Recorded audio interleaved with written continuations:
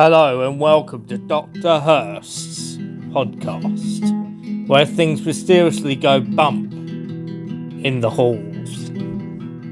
So, we have a fantastic brand new story, the first of many I hope, being narrated by me, and it's written by 1001 Nights, and is titled Last Night.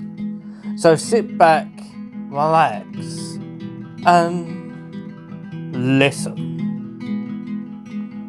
I woke up. It was completely dark.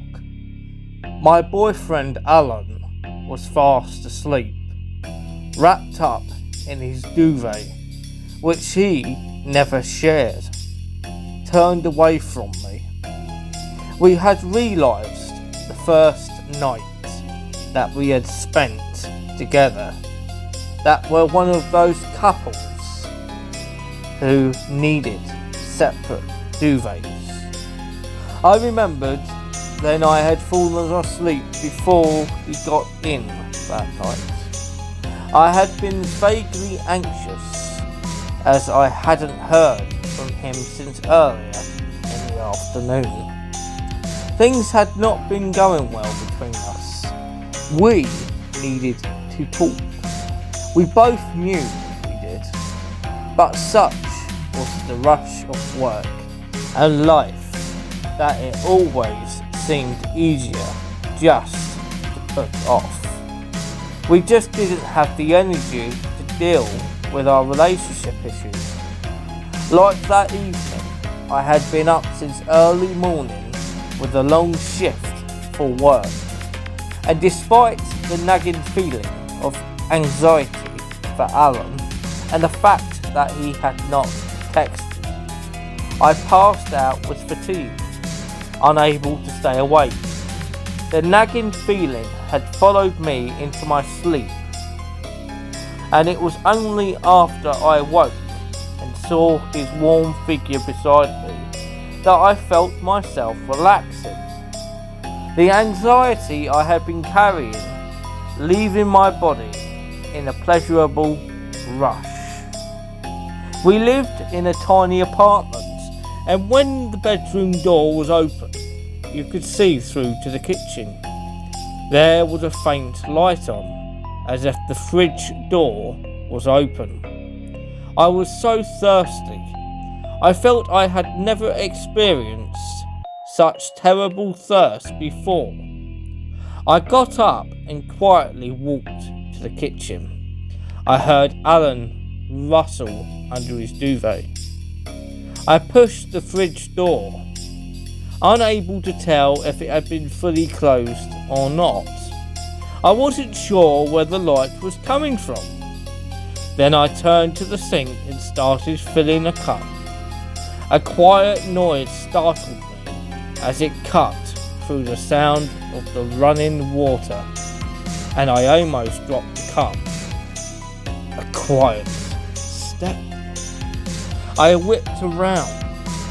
Alan had just stepped out of the bathroom, just across the tiny hall from the kitchen.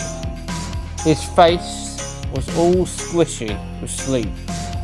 Men look so lovable when they are sleepy, I thought, and I smiled at him. "You're up too?" I mumbled, bringing the cup to my lips. The water tasted so good. He nodded sleepily, but I didn't go towards the bedroom. He just leaned by the bathroom door, looking at me, waiting for my next move. What move? Why did I think that? I glanced at the bedroom. In the faint light, I could clearly see the duvet humped up, wrapped around a human figure. I looked back at Alan, still standing with his arms folded in the bathroom doorway, looking into the kitchen, staring straight at me. He didn't look adorable anymore. The cup froze against my lips. I opened my mouth. A squeak came out. Alan smiled, and at the same time the duvet-wrapped figure in bed turned in his sleep. The wall dividing the kitchen and the living room had one of those openings cut into it, meant for passing food and dishes through. Still holding the cup to my lips, I turned and looked into the living room through the opening. Another Alan was seated on the couch, staring at the TV screen, which was on. That was where the faint light came from. How had I not noticed the TV before? Alan's current favourite game was playing on the screen. I could recognise the characters, something about animated cats. I remember Alan showing me the artwork. Alan on the couch fiddled with the gaming controls. He was focused on the screen with that look of deep concentration I knew so well. I looked back at Alan by the bathroom. His face still looked squished up, in fact more so than moments ago when he first stepped out. As I stared at him, his face seemed to become more spongy, the features moving and shifting slightly. And yet, despite my mounting terror, I felt the prick of that familiar frustration with him, his unreliability, his scatteredness, everything that had been bothering me about our relationship. Alan in bed called out in Alan's voice, "Honey, where are you? Come back to bed." Alan by the bathroom raised his eyebrows at me. Alan on the couch grunted in frustration. I knew he must have lost. "Come back to bed, honey," came a growling voice from the bed, and the duvet began to rise, presumably as the creature humoured whatever underneath was getting up. I saw clearly Alan's leg slipping out from under the duvet, touching the floor, while the upper body and head remained completely covered. The terrible sound broke my paralysis. I fled towards the main door, passing Alan by the bedroom.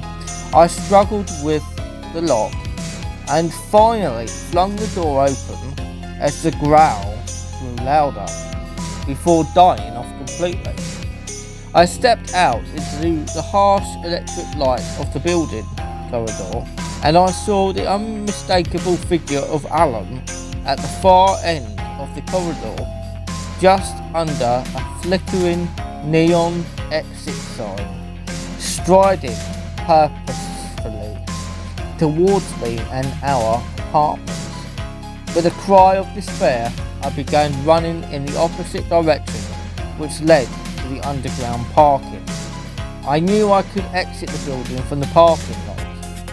As I ran to the flight of steps which led down to the parking lot, I looked up and I caught sight of Alan by going up the stairs.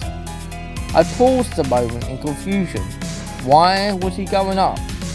Why wasn't he going towards the level where our apartment was? I didn't stop for long and continued into the parking lot. I ran through the cars in the parking lot, my eyes fixed on the exit sign which led outdoors, praying I would see no one. I finally got there, and then I was outside the building in the still after midnight, in the dark. And then just as I stepped away from the building, wondering where to go and what to do next, a police car swerved quietly around the building driveway. It stopped and an officer came out. She looked straight at me and called my name. I dumbly nodded. She reached out an arm to me and I went up to her. We walked around the building. I think she was saying something, but I couldn't hear her. I saw him then in the lights of the police cars and ambulance, lying completely shattered on the grass. The police officer was holding me, but she needn't have bothered. I was completely still. It was only then I realised he had jumped. A massive thank you to 1001 Nights for allowing me to narrate this amazing story. And if you want your story narrated on my channel, then please do contact me on Reddit.